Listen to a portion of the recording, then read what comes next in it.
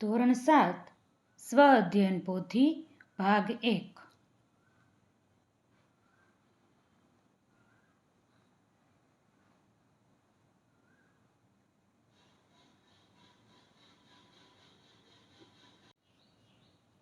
વિષય ગણિત ચાલો યાદ કરીએ. પાના નંબર 43 પરનો મહાવરો જોઈએ.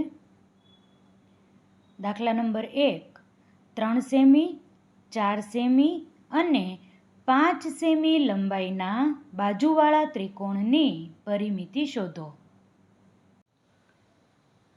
ત્રિકોણની 3 બાજુઓના માપ આપણને આપ્યા છે અને આપણે ત્રિકોણની પરિમિતિ શોધવાની છે. એક બાજુનું માપ છે 3 સેમી, બીજી બાજુનું માપ છે 4 સેમી અને ત્રીજી બાજુનું માપ છે 5 સેમી. આપણે જાણીએ છીએ ત્રિકોણની પરિમિતિ બરાબર ત્રિકોણની ત્રણેય બાજુઓના માપનો સરવાળો. 3 + 4 + 5 બરાબર 12 સેમી. તેથી ત્રિકોણની પરિમિતિ આપણને કેટલી મળે છે? 12 સેમી. બીજો દાખલો જોઈએ. એક નિયમિત ષટકોણની પરિમિતિ 72 સેમી છે તો તેની એક બાજુની લંબાઈ કેટલી થશે?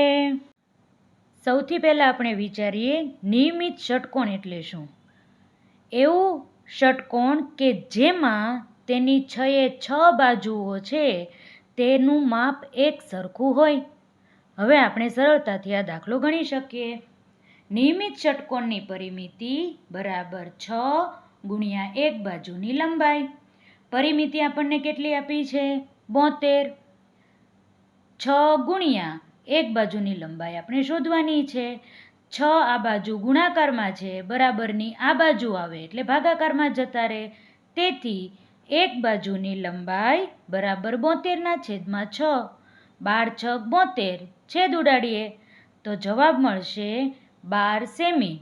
તેથી આપણે કહી શકીએ એક બાજુની લંબાઈ 12 સેમી હશે. દાખલા નંબર 3 એક લંબચોરસ ભાગની લંબાઈ 225 મીટર અને પહોળાઈ 165 મીટર છે. ₹13 પ્રતિ મીટરના દરે તેની ફરતે વાડ કરવાનો ખર્ચ શોધો. લંબચોરસની રફ આકૃતિ દોરી છે. લંબાઈ કેટલી આપી છે? 225 મીટર અને પહોળાઈ આપી છે 165 મીટર. આપણે શું કરવાનું છે? ફરતી વાડ. તેથી આપણે પરિમિતિ શોધવી પડે. લંબચોરસની પરિમિતિનું સૂત્ર છે 2 ગુણ્યા લંબાઈ વત્તા પહોળાઈ. લંબાઈ કેટલી છે? 225. પહોળાઈ 165. 225 વત્તા 165 કેટલા થાય? 390. 390 ગુણ્યા 2 કરીએ તો 780 મીટર આપણને મળે. હવે આપણે ત્રિરાશિ મૂકીએ. 1 મીટર વાડ કરવાનો ખર્ચ 13 રૂપિયા. તો 780 મીટર વાડ કરવાનો ખર્ચ કેટલો થાય? તો ખર્ચ મળશે આપણને 780 ગુણ્યા 13. તો જવાબ મળશે 10,140 રૂપિયા. દાખલા નંબર 4 એક પ્લોટની લંબાઈ 0.7 કિલોમીટર અને પહોળાઈ 0.6 કિલોમીટર છે. તેને ચારે બાજુથી તારની 5 હાર વડે બંધ કરવા માટે કેટલી લંબાઈનો તાર જોઈએ? રફ આકૃતિ દોરેલી છે. લંબાઈ કેટલી આપી છે? 0.7 કિલોમીટર અને પહોળાઈ આપી છે 0.6 કિલોમીટર. આકાર કેવો છે? લંબચોરસ. અને પરિમિતિ આપણે શોધવી પડે. તેથી લંબચોરસની પરિમિતિ બરાબર 2 ગુણ્યા કૌંસમાં લંબાઈ વત્તા પહોળાઈ. 2 ગુણ્યા લંબાઈ 0.7 વત્તા પહોળાઈ 0.6. 0.7 વત્તા 0.6 કેટલા મળે આપણને? 1.3. 1.3 ગુણ્યા 2 કરીએ તો મળશે આપણને 2.6 કિલોમીટર. લંબચોરસની પરિમિતિ આપણને 2.6 કિલોમીટર મળી. હવે આપણે ત્રિરાશિ મૂકીએ. એક હાર માટે 2.6 કિલોમીટર જોઈએ તો 5 હાર માટે કેટલો તાર જોઈએ? તો 5 હાર વડે બંધ કરવા માટે જોઈતો તાર 2.6 ગુણ્યા 5 કરવા પડે. 2.6 ગુણ્યા 5 કરીએ તો 13.0 મળે. 13.0 એટલે 13. તેથી આપણે કહી શકીએ 13 કિલોમીટર લંબાઈનો તાર જોઈશે. દાખલા નંબર 5. રમેશ એક ચોરસ બાગની ફરતે દોડે છે, જેની બાજુનું માપ 75 મીટર છે. સુરેશ એક લંબચોરસ બાગની ફરતે દોડે છે, જેની લંબાઈ 60 મીટર અને પહોળાઈ 45 મીટર છે. કોણ ઓછું અંતર દોડે છે? કેટલું? આ દાખલાનો જવાબ મેળવવા માટે આપણે 2 ભાગમાં દાખલા ગણવા પડશે. સૌથી પહેલાં આપણે જોઈએ રમેશ. તો રમેશ જે દોડે છે તેનો આકાર છે ચોરસ. તેથી આપણે ચોરસની પરિમિતિ શોધવી પડે. તો ચોરસની પરિમિતિ બરાબર 4 ગુણ્યા લંબાઈ. લંબાઈ કેટલી આપી છે? 75 મીટર. તેથી 4 ગુણ્યા 75. 75 ગુણ્યા 4 કરીએ 300 મળે. તેથી 300 મીટર આપણને ચોરસની પરિમિતિ મળી. હવે વાત કરીએ સુરેશની. સુરેશ દોડે છે તે ભાગ લંબચોરસ છે, જેની લંબાઈ આપણને 60 મીટર અને પહોળાઈ આપણને આપી છે 45 મીટર. લંબચોરસની પરિમિતિનું સૂત્ર શોધીએ. લંબચોરસની પરિમિતિ બરાબર 2 ગુણ્યા લંબાઈ વત્તા પહોળાઈ. 2 ગુણ્યા લંબાઈ 60 છે વત્તા પહોળાઈ 45 છે. 60 વત્તા 45 105. 105 ગુણ્યા 2 210 મીટર. આપણને પ્રશ્ન એવો પૂછ્યો છે કે ઓછું કોણ દોડ્યું? તો સુરેશ છે એ ઓછું દોડ્યો છે એમ કહેવાય. કેટલું? તે શોધવા માટે આપણે બાદબાકી કરવી પડે, એટલે કે તફાવત શોધવો પડે. રમેશભાઈએ દોડેલું અંતર 300 મીટર છે. સુરેશભાઈએ દોડેલું અંતર છે એ 210 મીટર છે. આ બંનેની બાદબાકી કરવી પડે. 300 ઓછા 210. 0માંથી 0 જાય તો 0 રહે. 0માંથી 1 ન જાય, 10 કો લેવો પડે. 10માંથી 1 જાય તો 9. 10 કો લીધેલો છે, તેથી બાજુમાં એક સંખ્યા ઓછી કરવી પડે તો 2 મળે. 2માંથી 2 જાય તો 0. કેટલો તફાવત મળ્યો? 90 મીટરનો. તેથી આપણે કહી શકીએ સુરેશભાઈ રમેશભાઈ કરતાં 90 મીટર જેટલું ઓછું અંતર દોડે છે. છઠ્ઠો દાખલો. એક ત્રિકોણની 2 બાજુના માપ 12 સેમી અને 14 સેમી છે. જો આ ત્રિકોણની પરિમિતિ 36 સેમી હોય તો તેની ત્રીજી બાજુનું માપ કેટલું? ત્રિકોણની રફ આકૃતિ દોરેલી છે. 2 બાજુનું માપ આપણને આપેલું છે 12 સેમી અને 14 સેમી. ત્રીજી બાજુનું માપ આપણે શોધવાનું છે. તેનું માપ આપણે x ધારી લઈએ. ત્રિકોણની પરિમિતિનું સૂત્ર આપણે જાણીએ છીએ.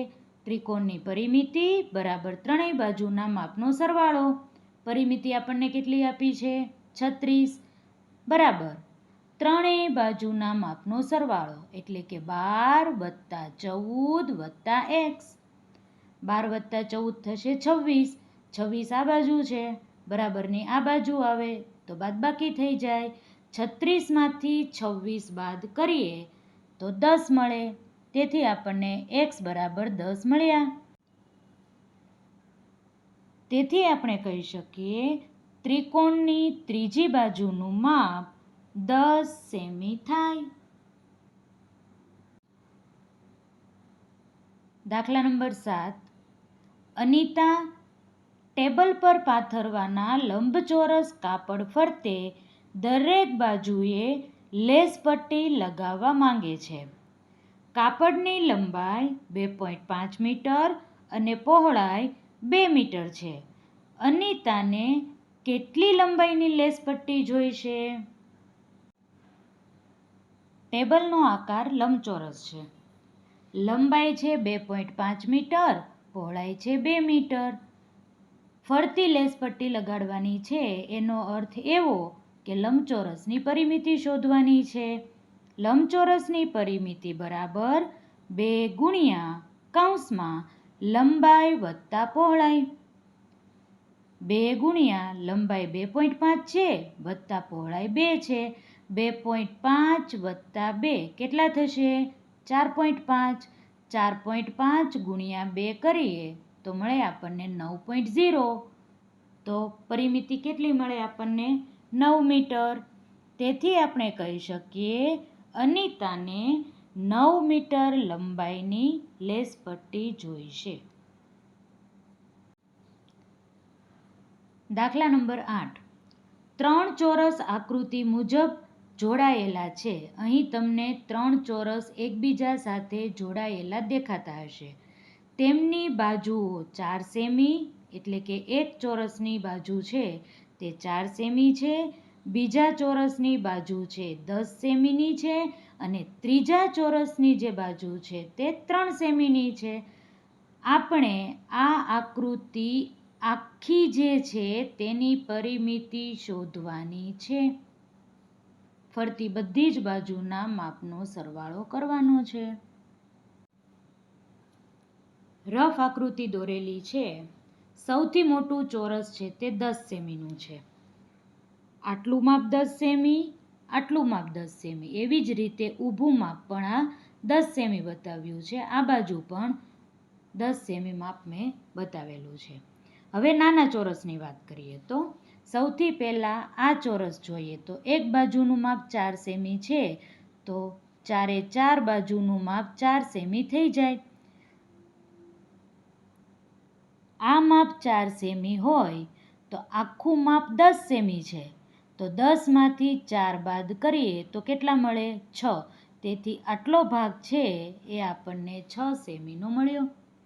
હવે નાના ચોરસની વાત કરીએ તો નાના ચોરસનું એક બાજુનું માપ 3 સેમી આપેલું છે તો બધી જ બાજુ છે તે 3 સેમીની થઈ જાય.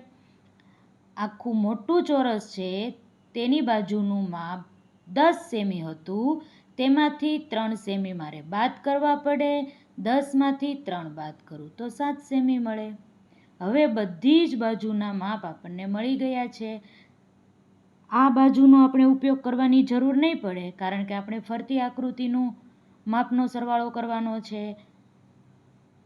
આ બાજુના માપની પણ જરૂર નહીં પડે કારણ કે આપણે ફરતી આકૃતિ લેવાની છે. હવે આપણે આપેલી આકૃતિની પરિમિતિ શોધવી હોય તો આ બધા જ માપનો સરવાળો કરવો પડે. અહીં સરવાળો તમે જોઈ શકો છો. મેં 3 4ના જૂથ બનાવ્યા છે જેથી સરળતા રહે. 6 + 4 + 4 14 થશે. 7 ને 3 10 ને 10 20 ને 3 23 થશે અને 10 ને 4 14 ને 3 17 થશે. 14, 23 અને 17 કેટલા થશે? 54 સેન્ટીમીટર. તેથી આપેલી આકૃતિની પરિમિતિ 54 સેન્ટીમીટર થશે.